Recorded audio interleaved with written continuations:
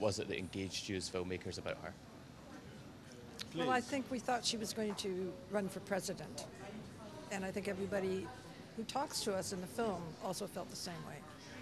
So we thought it was important to show who she was. Nick, have you got anything? Yeah, I think there's been this massive change in the Republican Party in the States. And what's really happened is that the evangelical right has come to power, and it will dominate the 2012 election. So in a way, I think Sarah Palin obviously represents that, and Michelle Bachmann and Governor Perry represent that too.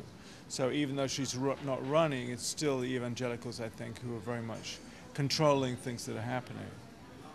Okay, and this strikes me as the kind of film that's a massive undertaking to take on as a filmmaker. I mean, did you find it very difficult to prepare and to get involved with the Palin camp and get access to her people?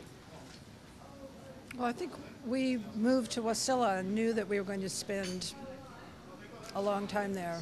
And you start by meeting people and talking to them, and bit by bit, they get to know you and trust you and open up to you. So we knew it would take a long time. It was pretty much a year ago today that we started. We flew over there, and it was kind of problems from the beginning. Half the crew got arrested for having the wrong visa and actually got shipped back to the UK in, believe it or not, orange jumpsuits. They went that far. Yeah. They were handcuffed and taken away. And so by the time we actually got to Alaska, everyone knew that we were arriving because they went through our address book and called our contacts up. So that was a sort of dramatic beginning, and then we hunkered down for the winter in Wasilla, sort of minus 25 and stuff.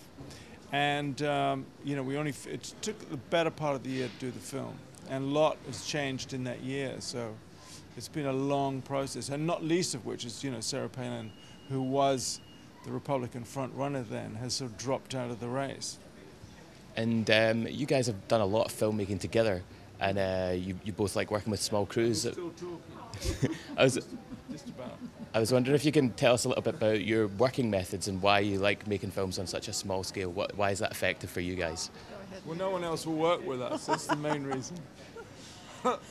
I think we think it's important to have a very low footprint, and because we're more interested in letting people speak for themselves, and we don't want to be the center of attention. So we work. Yeah, like a shooting crew of 2, as you must find too, can always get into a car generally.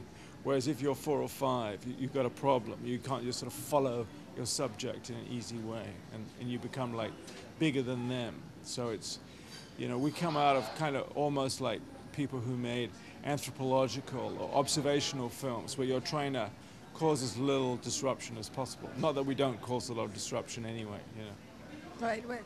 We never use a tripod or lights or anything. We're ready to go. And lastly, before you go, has Sarah Palin seen the film, and what kind of a response have you got from her? All we've heard is from Sarah Palin's lawyers, but we like to think it had a major contribution in her deciding not to run for president.